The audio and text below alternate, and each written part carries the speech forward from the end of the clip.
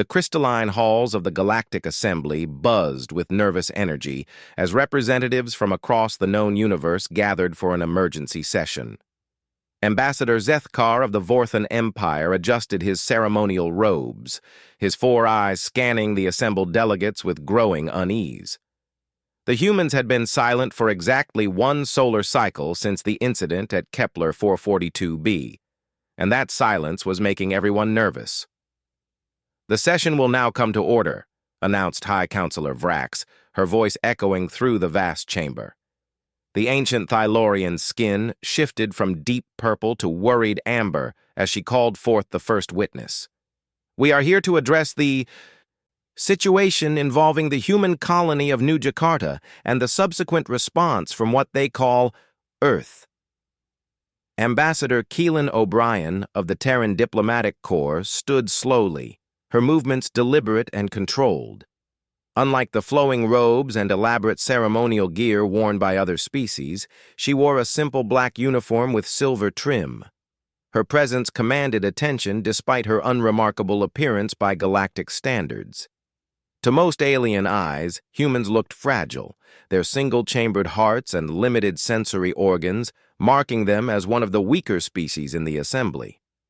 "Honored delegates," Keelan began, her voice steady but carrying an undertone that made several insectoid representatives click their mandibles nervously.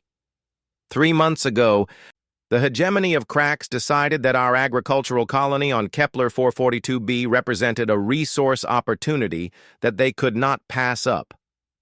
Supreme Warlord Krexthor of the hegemony shifted on his massive war throne, his scaled hide rippling with barely contained aggression. The Kraxian leader had personally overseen hundreds of planetary conquests, turning lesser species into slave labor for the hegemony's ever-expanding empire. His species had dominated this sector of the galaxy for over 1,000 years, their superior technology and ruthless military doctrine making them nearly unstoppable. "The human settlement was established on unclaimed territory," Krexthor rumbled, his voice like grinding stone. "Our forces simply exercised the right of conquest as recognized by galactic law. The humans were given the opportunity to surrender and serve the hegemony. Their refusal was unfortunate." The holographic display in the center of the chamber flickered to life, showing the pastoral beauty of New Jakarta before the attack. Rolling green fields stretched to the horizon, dotted with small farming communities and research stations. The colony housed nearly 2 million humans, mostly families who had traveled for decades in cryosleep to start new lives among the stars. "Show them what happened next," Keelan said quietly. The display shifted to security footage from the Kraxian attack. Massive warships descended from orbit, their energy weapons turning entire cities to glass. Kraxian ground forces, each warrior standing nearly 3 meters tall and covered in biomechanical armor, swept through the settlements with brutal efficiency. The humans, equipped with basic defensive weapons and agricultural equipment, fought desperately but were completely outmatched. Several delegates gasped as the footage showed Kraxian soldiers executing civilian families, their children crying as their parents were cut down. The agricultural domes that represented years of terraforming work were systematically destroyed. Within 6 hours, the thriving colony was reduced to smoking ruins, and the surviving humans were loaded into slave transport ships. "The right of conquest," Krexthor said dismissively, though his voice lacked its earlier confidence. These humans knew the risks of establishing colonies in contested space. "Contested by whom?" Keelan asked, turning to face the massive warlord. "Your own territorial maps, filed with this very assembly, showed that system as outside hegemony space. You changed your borders after the attack to include it retroactively." The Thylorian High Counselor's skin deepened to a darker purple.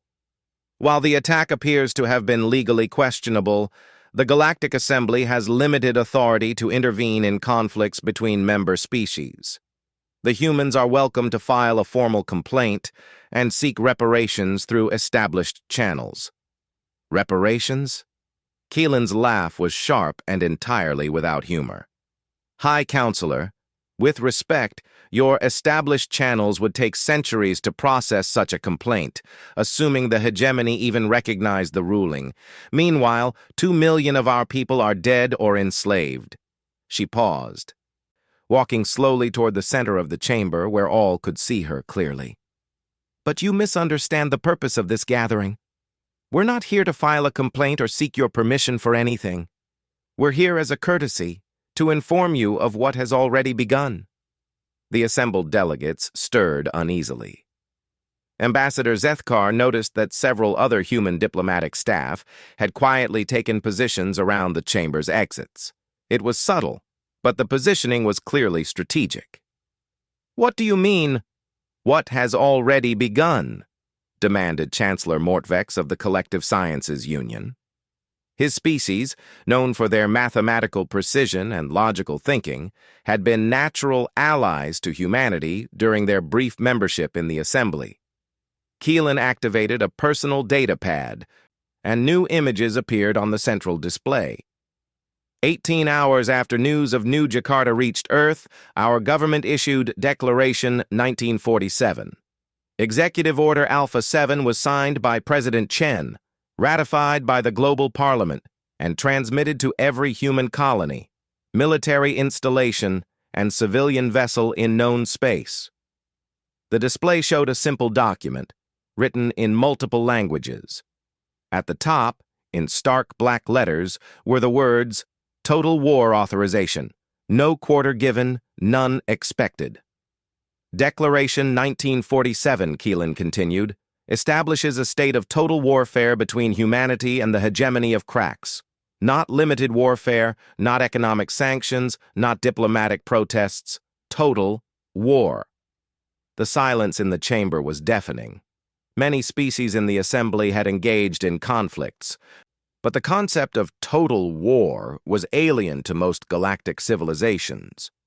Warfare was typically limited, conducted according to established rules, with clear objectives and reasonable terms for surrender. Your forces number in the hundreds of thousands, Krexthor said, though he sounded less certain than before. The hegemony commands fleets of millions. Your technology, while innovative, cannot match our battle-tested weaponry. You have perhaps 24 colony worlds. We control over 600 systems. That's true, Keelan agreed pleasantly. On paper, you vastly outmatch us in every conventional military metric, which is precisely why we've decided not to fight you conventionally. She gestured to the display again, and a new image appeared, a massive asteroid tumbling through space, its surface bristling with engines and guidance systems. This is asteroid AG 7749. Previously located in the outer system of Ross 128, it masses approximately 47 billion tons and has been fitted with quantum drive engines and a sophisticated guidance system. As of this morning, it achieved 0.8 light speed and is on a direct intercourse for Crax Prime. The effect on the chamber was immediate and dramatic. Several delegates began shouting in their native languages, while others activated emergency communication devices. Krexthor himself rose from his war throne, his massive frame towering over nearby representatives. "You're targeting civilian populations?" he roared. "That violates every principle of galactic warfare." "No," Keelan said calmly.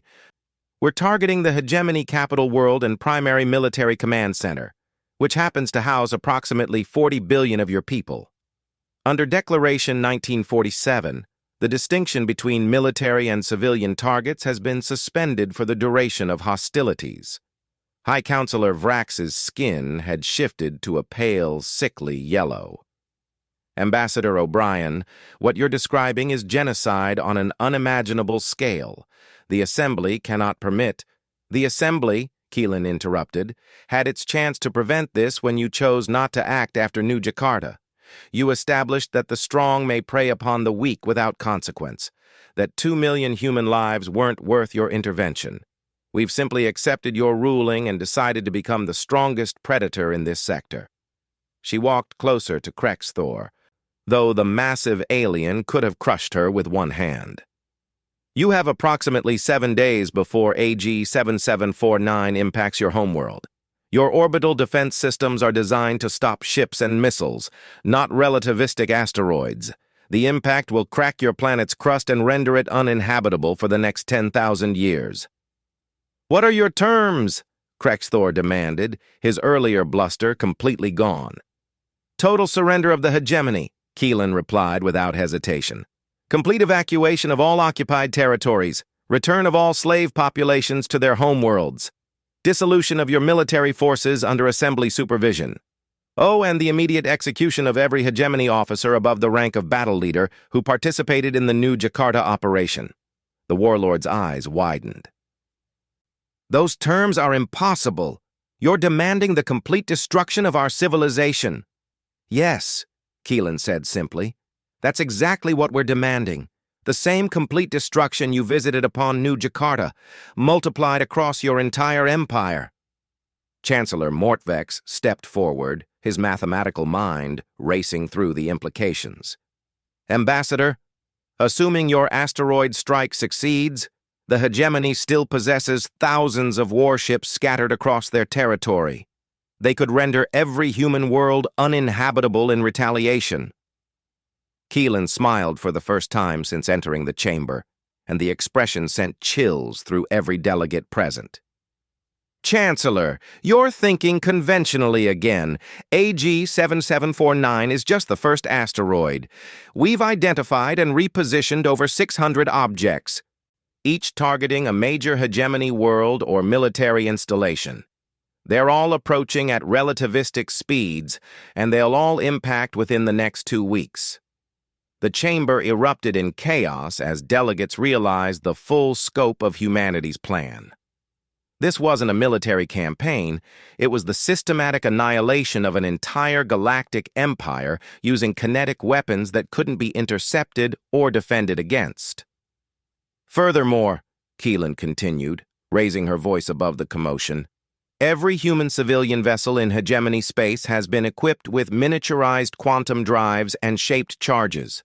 They're currently positioning themselves near critical infrastructure, space elevators, orbital habitats, industrial platforms. If AG-7749 doesn't convince you to accept our terms, we'll detonate all of them simultaneously." Ambassador Zethkar found his voice, though it cracked with strain. "The collateral damage. Innocent species living within hegemony space. You could kill trillions." "Yes," Keelan agreed, her tone matter-of-fact. "We could, and we will if necessary.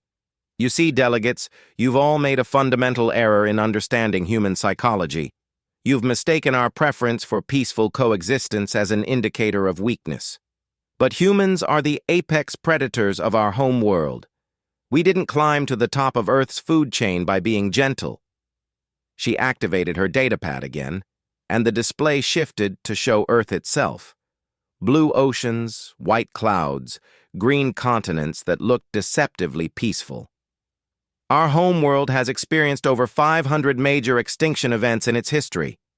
Asteroid impacts, supervolcanic eruptions, ice ages, massive climate shifts. Each time, life found a way to survive and evolve.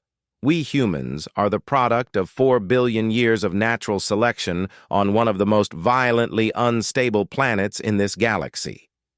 The assembled delegates stared at the image of Earth with new understanding. Most of their homeworlds were relatively stable, with consistent climates and predictable geological activity. They had evolved on worlds that rewarded cooperation and careful resource management. Earth taught us that survival requires adaptability, that sometimes the only way to preserve life is through overwhelming violence, and that extinction is always just one catastrophe away. The hegemony chose to make humanity face extinction. "We've decided to return the favor." Krexthor's massive hands clenched into fists. "If we surrender completely, what assurance do we have that you won't exterminate us anyway?"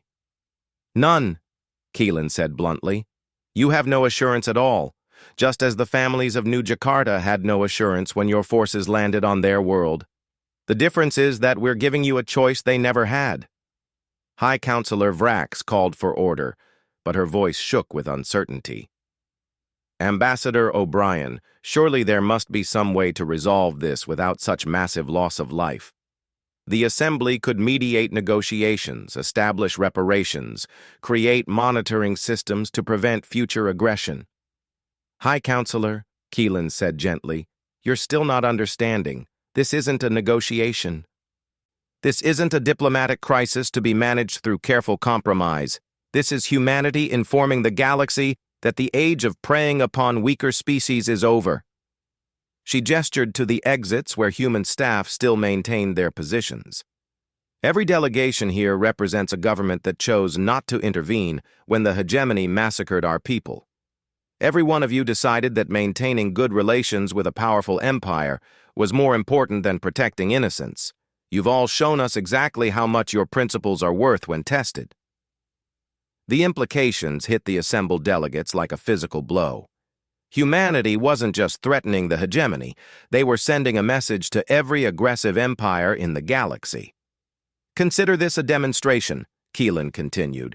"When AG 7749 impacts Crax Prime, when their empire crumbles into dust, every government in this chamber will remember what happened to the last species that decided humans were acceptable targets." As if summoned by her words, a soft chime indicated an incoming message. Keelan glanced at her datapad and smiled that cold smile again. "Ah, perfect timing. I've just received confirmation that asteroid AG 7749 has passed the point of no return. Even if we wanted to, we can no longer alter its trajectory or stop the impact." The silence that followed was absolute. Every delegate understood that they were witnessing a turning point in galactic history, the moment when humanity revealed itself not as the gentle newcomers they had appeared to be, but as something far more dangerous. 6 days, 15 hours, and 23 minutes, Keelan announced. "That's how long the hegemony has to decide whether they want to surrender unconditionally or share the fate of their homeworld." She began walking toward the chamber's main exit, but paused to address the assembly one final time. "Oh, and delegates, Earth's government has authorized me to inform you that humanity is formally withdrawing from the Galactic Assembly, effective immediately. We've decided that an organization unwilling to prevent genocide is not one we wish to be associated with."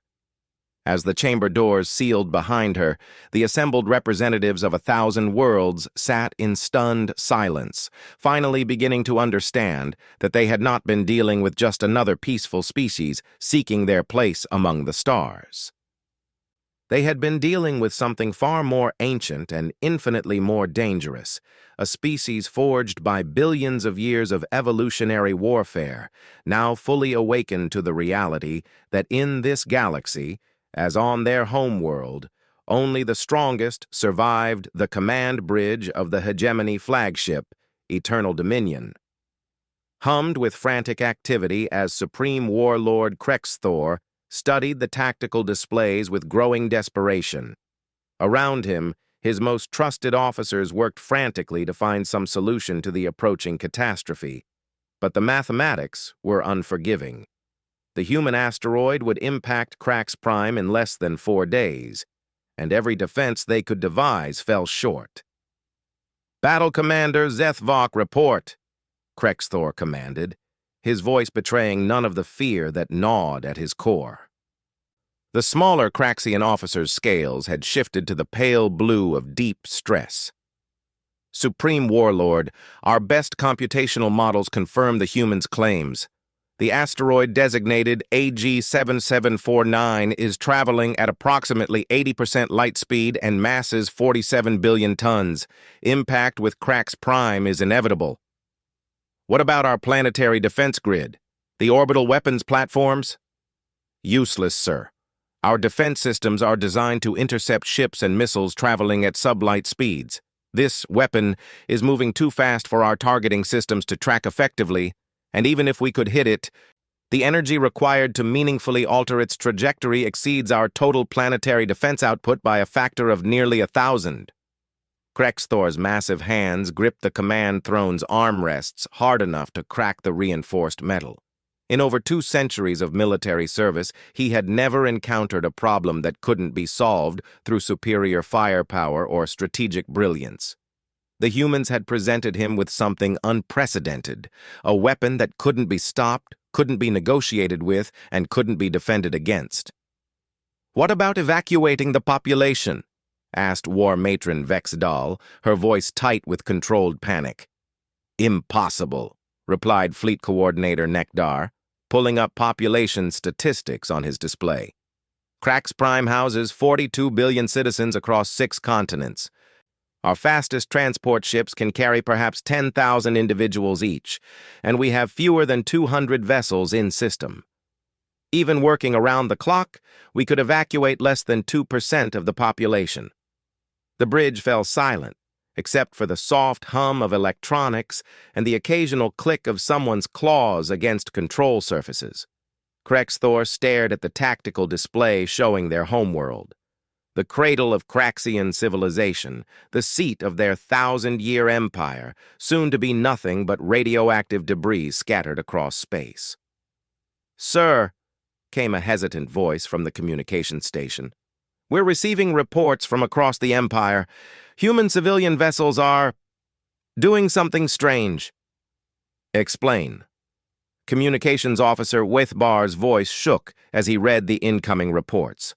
"Freighters, passenger ships, even small personal craft, any human vessel within our territory has suddenly changed course. They're moving toward critical infrastructure, orbital habitats, space elevators, industrial platforms, mining stations." The implications hit Krexthor like a physical blow. "They're positioning themselves for coordinated attacks." "It appears so, sir. Intelligence estimates suggest there are over 15,000 human civilian vessels scattered throughout hegemony space. If they're all equipped with explosive devices, the humans could cripple our entire infrastructure network in a single coordinated strike," Krexthor finished grimly. He had underestimated these supposedly weak creatures catastrophically. This wasn't warfare as the galaxy understood it. This was systematic extinction planning carried out with terrifying precision. An urgent chime drew his attention to the main display where a communication request was incoming. The source identification made his blood run cold. Terra Sol, the human homeworld. "Put it through," he commanded. The display flickered, and suddenly Krexthor found himself looking at a human face he didn't recognize.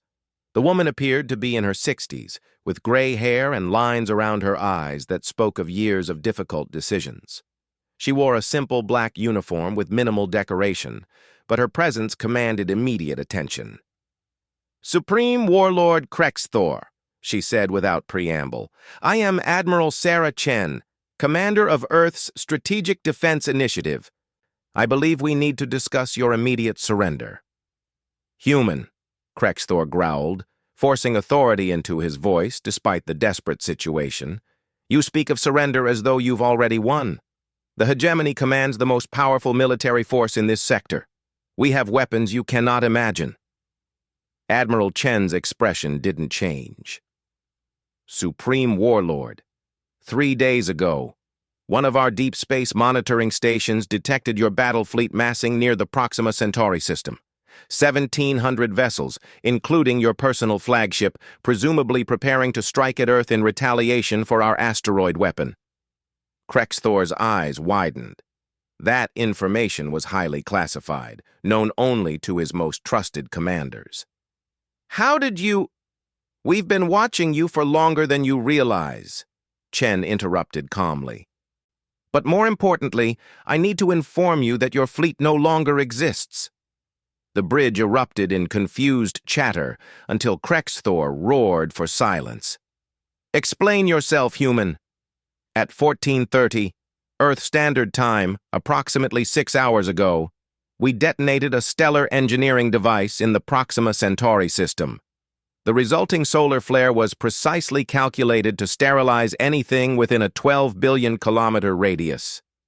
The communications officer's claws rattled against his controls as he frantically tried to reach the Proxima fleet. Static filled the channel where confident military voices should have been reporting. Krexthor felt something cold settle in his stomach as the silence stretched on. "You're lying," he said, but his voice lacked conviction. "I'm afraid not," Admiral Chen replied matter-of-factly. "We've been experimenting with stellar manipulation technology for the past 40 years. Turns out that strategically placed quantum charges can trigger solar events with remarkable precision. Your entire strike force was vaporized before they even knew what was happening." She paused to let that sink in before continuing. "But that's not the most important part of this conversation, Supreme Warlord. The important part is that we use the same technology to create a quantum cascade in your home star." Every Craxian on the bridge felt their blood turn to ice. Krexthor's voice came out as barely a whisper. "What?" "The Crax system star is currently undergoing a carefully controlled destabilization process. In approximately 18 hours, it will begin expanding into a red giant phase. In 72 hours, it will collapse into a neutron star. The process is irreversible." The tactical displays around the bridge began updating as deep space sensors confirmed Admiral Chen's words. The Crax sun, which had burned steadily for billions of years, was showing signs of unprecedented instability. Solar radiation levels were spiking, magnetic field fluctuations were off the charts, and spectral analysis indicated massive internal changes occurring at an accelerating pace. "This is impossible," War Matron Vexdal breathed. "No species has the technology to manipulate stellar physics on such a scale." "Most species don't," Chen agreed, "but Earth's physicists had some unique advantages.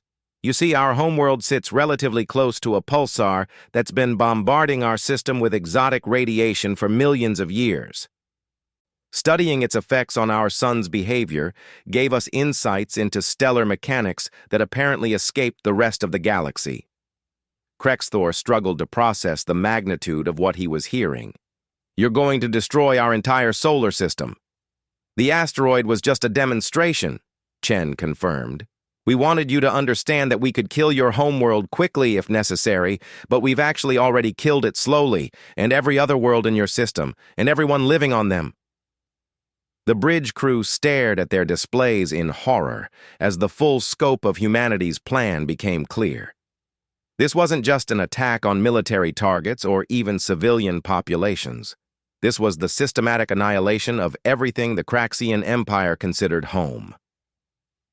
"The cascade effect will reach full intensity in approximately 72 hours, Chen continued relentlessly.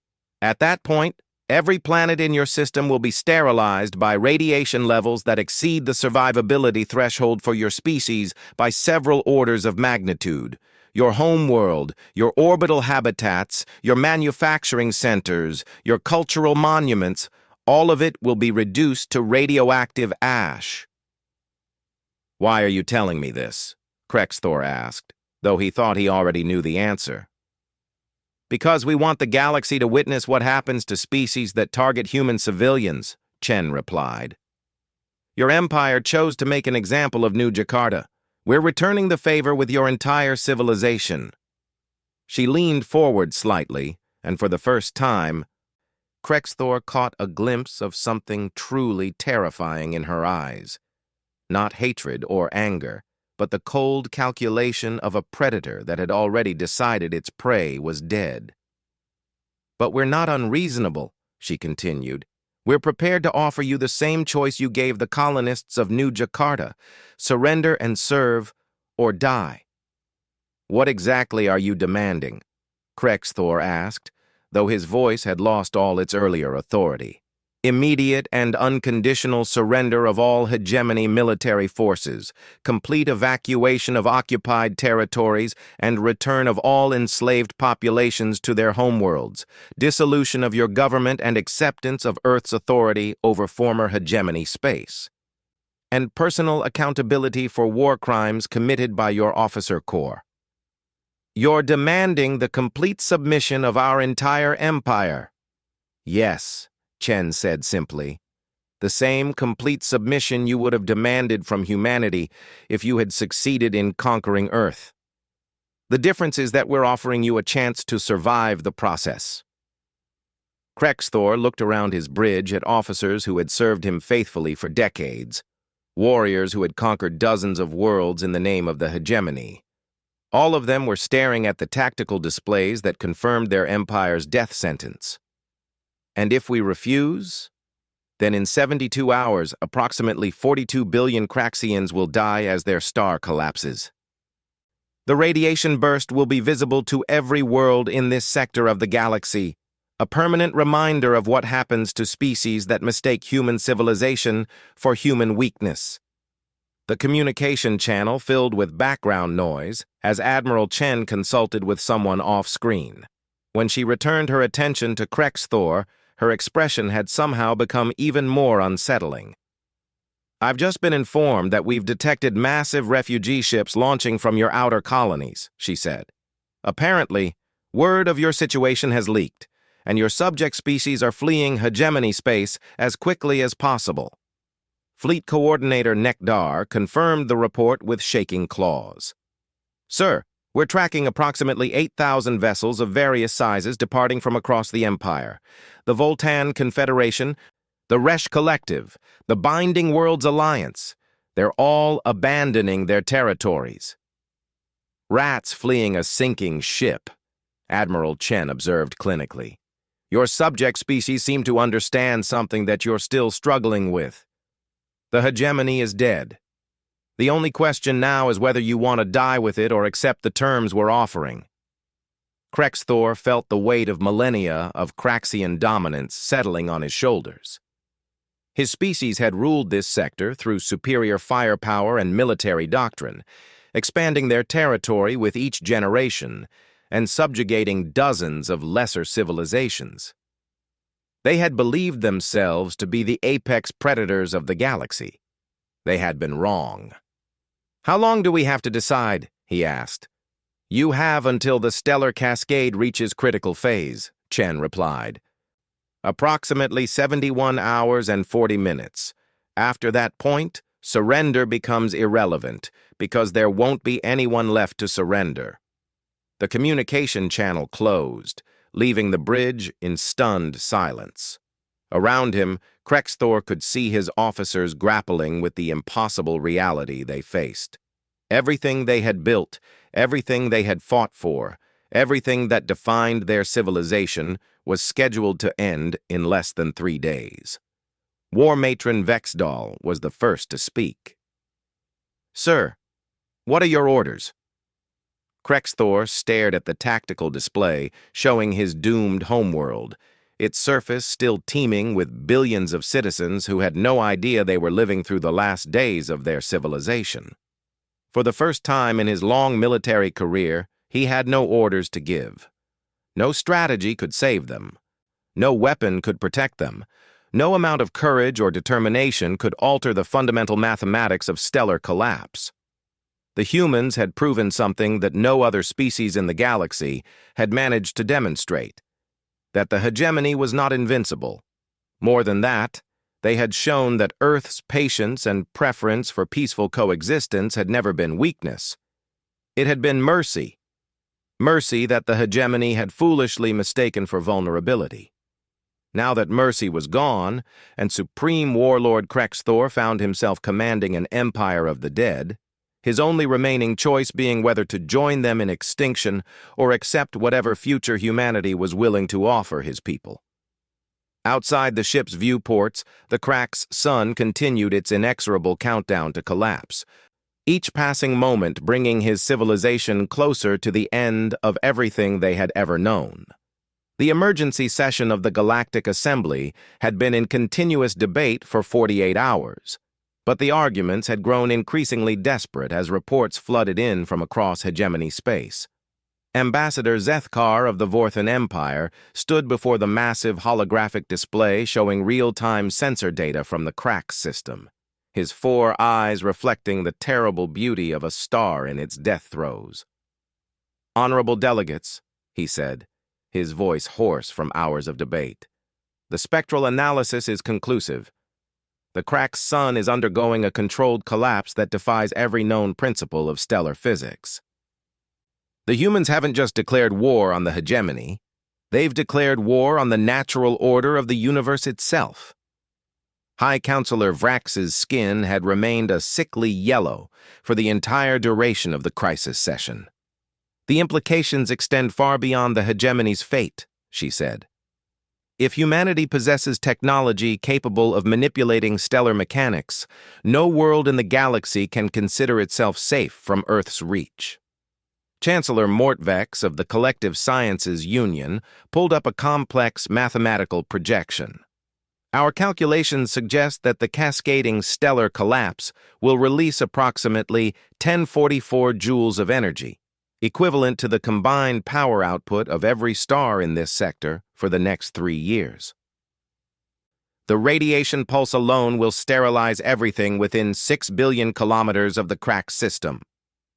42 billion sentient beings, whispered Ambassador Pelthara of the Peaceful Worlds Coalition. Her species had been among humanity's closest allies before the crisis, but even she seemed shaken by the scope of Earth's retaliation. Entire generations of art, culture, scientific achievement, all wiped away as if they never existed. The chamber's main communications array chimed with an incoming priority transmission. High Counselor Vrax recognized the identifier immediately. Supreme Warlord Krexthor, transmitting from the bridge of his flagship as it fled the doomed crack system. "Put him through," she commanded. The massive Craxian leader appeared on the display, but he was almost unrecognizable from the proud warrior who had dismissed human concerns just days earlier. His scales had shifted to the gray-black of despair, and his eyes held the hollow look of someone who had witnessed the end of everything he knew. "Honored delegates," Krexthor began, his voice barely above a whisper, "I am transmitting to you from the outer edge of our home system as we evacuate the last transport ships capable of reaching jump distance. In approximately 22 hours, the cracked sun will complete its collapse." He paused, struggling to find words for something no military leader in galactic history had ever faced. The humans. They were correct about everything. Our weapons cannot stop their asteroid. Our fleets cannot defend against stellar manipulation. Our empire cannot survive what they have unleashed. "Supreme Warlord," High Counselor Vrax said gently, "have you reached a decision regarding humanity's surrender terms?" "I have," Krexthor replied. "The hegemony formally accepts unconditional surrender to Earth's government. All military forces have been ordered to stand down.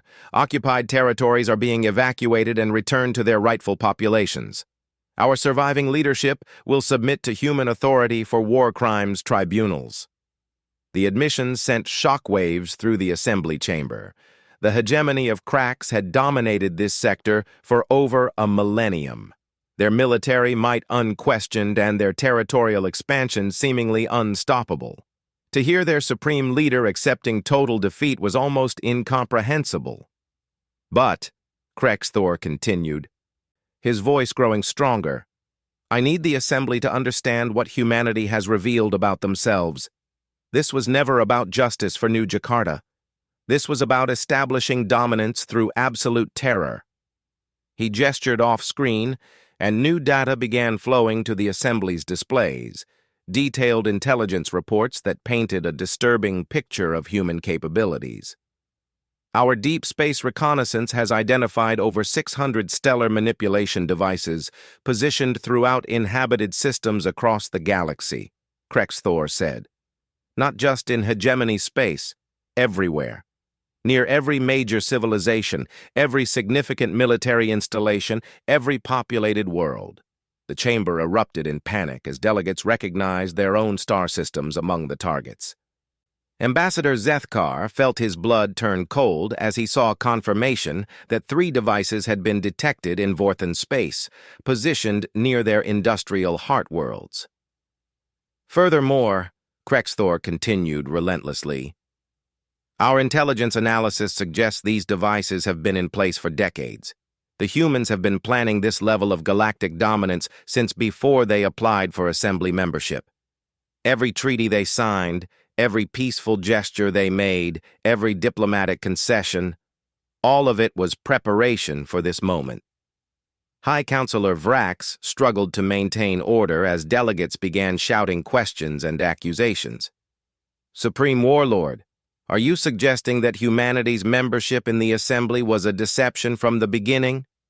I'm not suggesting it, Krexthor replied grimly. I'm stating it as confirmed fact.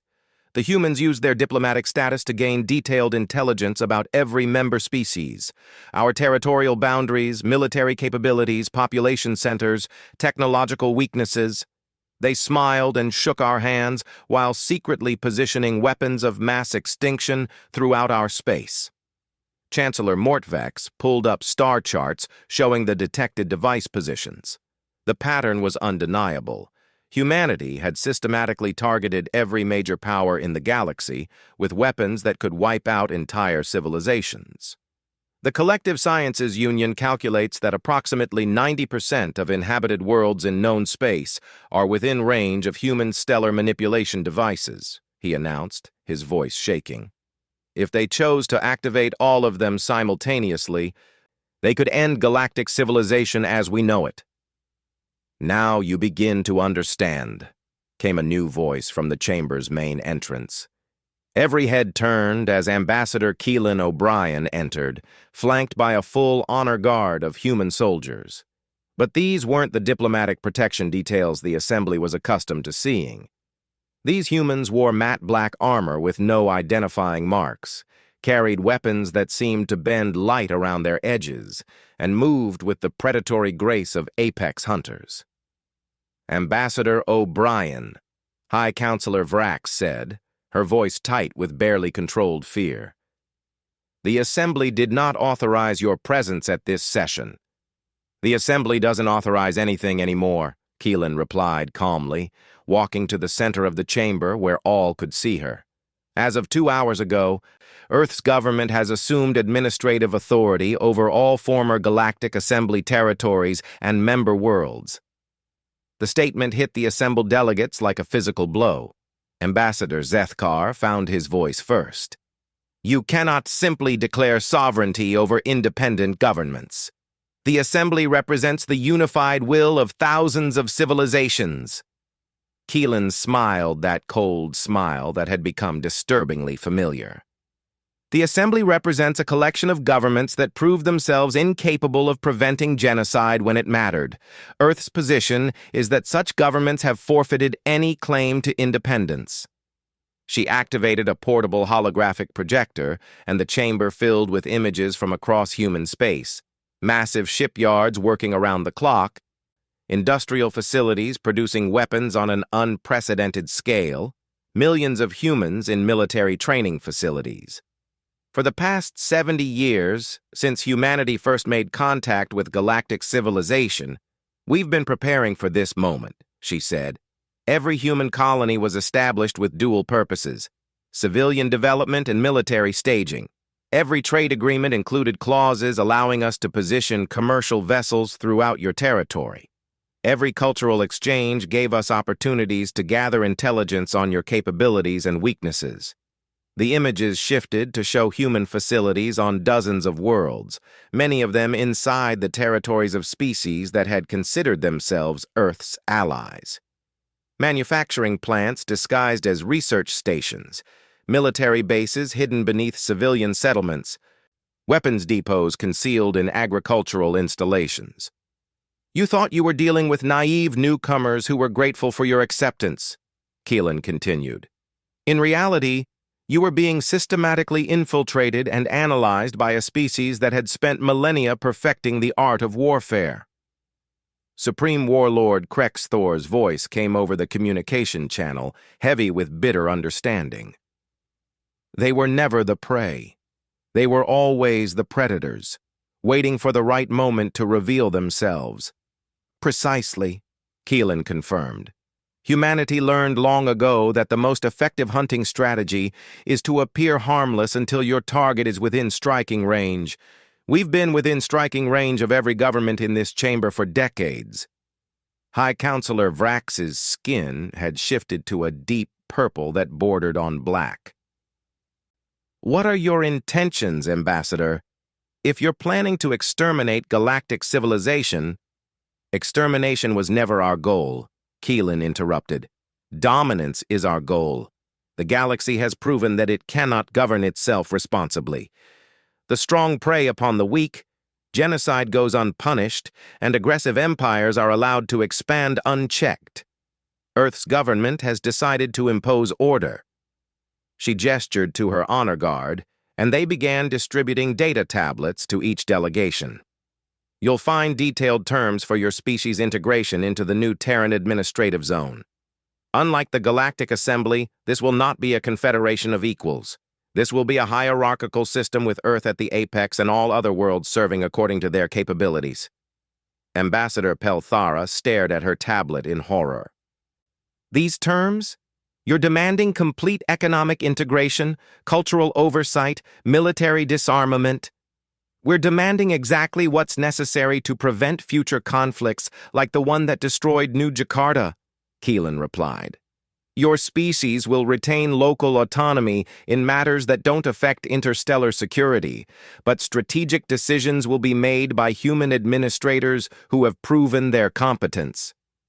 Chancellor Mortvax looked up from his tablet with scientific curiosity overriding his fear. Ambassador, the technological requirements described here— unified communication networks, standardized transportation systems, integrated manufacturing protocols— this represents a complete reorganization of galactic civilization. Yes, Keelan agreed. It represents evolution from a chaotic collection of competing tribes to a unified interstellar society. Humanity spent 10,000 years learning to organize planetary-scale civilizations. We're going to teach the galaxy how to organize on a truly cosmic scale. The chamber fell silent as the full scope of humanity's vision became clear. This wasn't conquest in any traditional sense. It was the systematic transformation of galactic society according to human organizational principles. You have 48 hours to formally accept integration into the Terran administrative zone, Keelan announced. Species that choose cooperation will be treated as valued members of the new order. Those that choose resistance will be treated as the hegemony was treated. To emphasize her point, the display shifted to real-time footage from the crack system. The sun's collapse had accelerated, and brilliant flares of energy were beginning to strip away the atmospheres of the inner planets.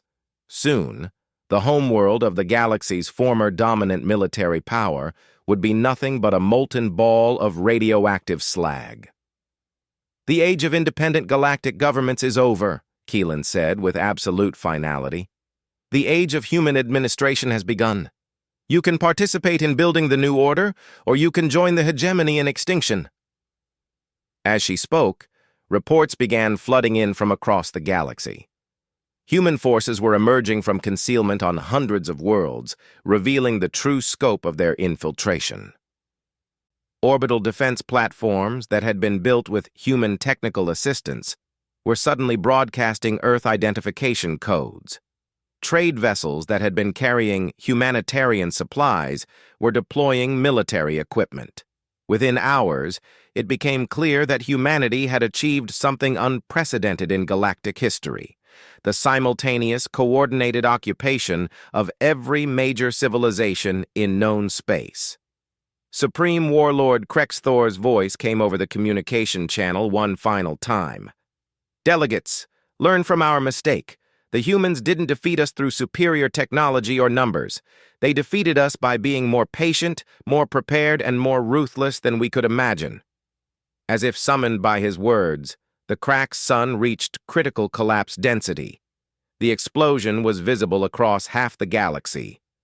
A brilliant flash that outshone every other star in the local cluster. When the light faded, the crack system was gone. Not destroyed, but simply erased from existence. leaving only a neutron star surrounded by a slowly expanding cloud of radioactive debris. 42 billion Craxians had died in an instant, along with the art, culture, and history of their thousand-year empire. But their death served a purpose that Supreme Warlord Krexthor finally understood. They had become humanity's demonstration to the galaxy that resistance was not just futile, but literally impossible. 48 hours, Keelan repeated, her voice echoing through the silent chamber. Choose wisely. As she and her honor guard departed, the assembled delegates sat in stunned silence, finally understanding that they were witnessing the end of one era of galactic history and the beginning of another. An era in which humanity would no longer need to pretend to be anything other than what they had always been, the most successful predators their violent homeworld had ever produced. The galaxy belonged to Earth now, and there was nothing anyone could do to change that reality. The only choice remaining was whether to serve willingly or follow the hegemony into extinction. In the end, it wasn't much of a choice at all.